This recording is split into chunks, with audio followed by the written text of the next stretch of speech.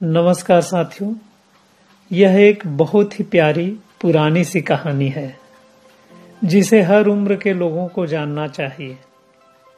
कथा है कि एक गांव में एक सांझ पप्पू लंबी यात्रा करके लौटकर अपने मित्र गप्पू से मिलने उसके घर आता है।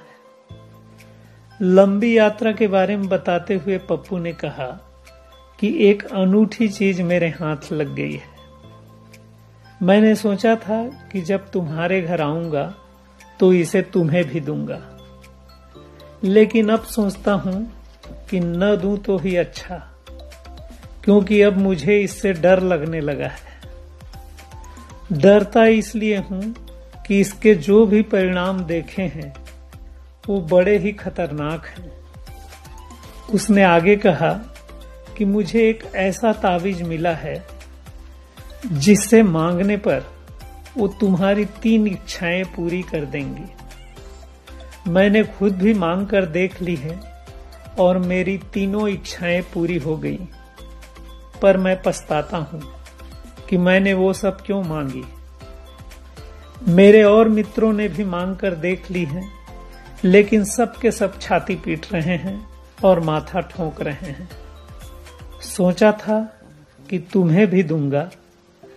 अपने मित्र पप्पू की बात सुनकर गप्पू दीवाना सा हो गया था। उसने कहा कि तुम ये क्या कहते हो? कहाँ है ताबीज? हमें तुरंत दो। अब हम ज्यादा देर रुक नहीं सकते, क्योंकि कल का क्या भरोसा। उसकी पत्नी भी एकदम पीछे पड़ गई कि निकालो ताबीज। पप्पू ने कहा कि मुझे जरा सोच लेने दो, क्योंकि जिनकी भी कामनाएं पूरी हुई हैं उनके परिणाम अच्छे नहीं रहे हैं। गप्पू ने कहा कि तुम लोगों की मांगे ढंग की नहीं रही होंगी, गलत मांग लिया होगा, इसलिए बातों में वक्त न जाया करो। ताबीज कहाँ है? मुझे जल्दी से दो, और मैं जानता हूं कि हमें क्या और कैसे मांगना चाहिए। पप्पू ने एक बार फिर मना किया, लेकिन वो नहीं माने, तो वह ताबीज अपने मित्र गप्पू को देकर दुखी मन के साथ अपने घर चला गया। गप्पू एवं उसकी बीवी दोनों विचार करने लगे कि क्या मांगे। बहुत दिनों से उनकी आकांक्षा थी कि घर की तिजोरी में कम से कम 1 लाख रुपये जरूर रखे हों। इच्छा थी उनकी कि काश वे भी लखपति होते। इसलिए दोनों ने तय किया कि चलो अपनी पहली ख्वाहिश तो पूरी कर लेते हैं, फिर 2 और के बारे में सोचेंगे। उन्होंने जैसे ही अपनी पहली मांग रखी तो ताबीज उनके हाथ से झटक के गिर गया, जिसका मतलब था कि मांग स्वीकार हो गई। बस 15 मिनट बाद दरवाजे पर दस्तक हुई। खबर आई कि उनका बेटा, जो कि राजा का एक सिपाही था, वो मारा गया और राजा ने उसकी बहादुरी के लिए उसे मरणोपरांत 1 लाख रुपए इनाम दिया है। गप्पू की पत्नी तो छाती पीटकर रोने लगी कि ये क्या हो गया। उसने रोते रोते कहा कि दूसरी आकांक्षा इसी वक्त मांगो कि हमारा लड़का जिंदा किया जाए। बाप थोड़ा डरा, क्योंकि पहली मांग का परिणाम बेहद खतरनाक था, पर उसकी पत्नी पीछे ही पड़ गई। बोली कि देर न करो, जल्दी मांगो। बाप ने डरते हुए ताबीज उठाई और दूसरी इच्छा जाहिर की कि हमारा लड़का वापस लौटा दिया जाए। ताबीज फिर उसके हाथ से झटका खा के गिर गया और लगभग 15 मिनट बाद दरवाजे पर दस्तक हुई।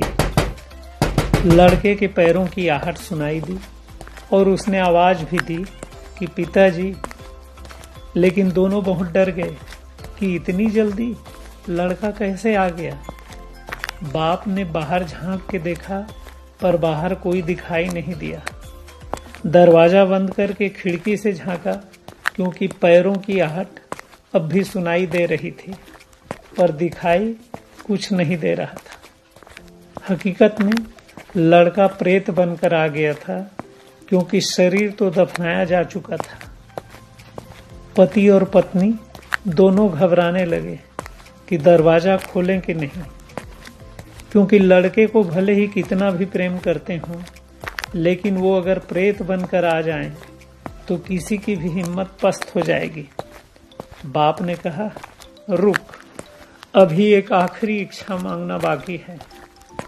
उसने झट से ताबीज उठाया और कहा कि कृपा करो, अब लड़के से छुटकारा दो, नहीं तो ये सताएगा जिंदगी भर अगर कहीं ये प्रेत बनकर रह गया घर में, इसलिए इसे मुक्त कर दो। और इस तरह उस ताबीज ने उसकी तीनों इच्छा और मांगें पूरी कर दी।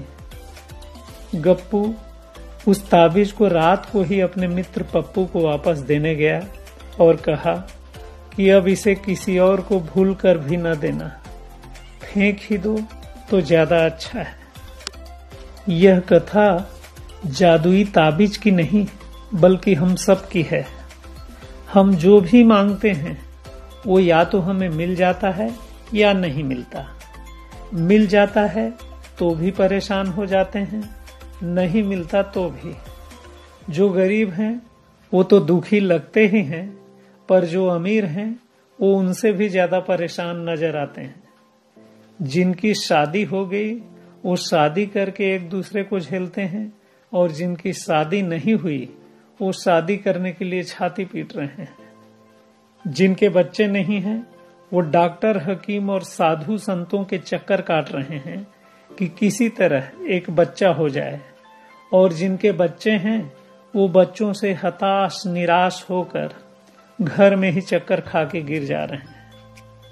जिन्हें नौकरी नहीं मिली है वो नौकरी के लिए दर दर भटक रहे हैं, और जिन्हें नौकरी मिल गई है वो नौकरी की टेंशन के मारे मरे जा रहे हैं। समझ में नहीं आता कि आखिर हम चाहते क्या हैं।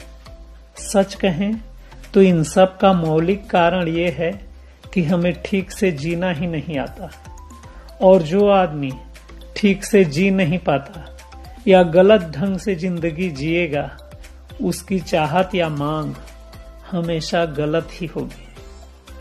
आज की बात यही समाप्त करता हूं, इस उम्मीद के साथ कि आप सबकी जिंदगी स्वस्थ एवं मस्त रहेगी। मुझे सुनने के लिए बहुत बहुत धन्यवाद।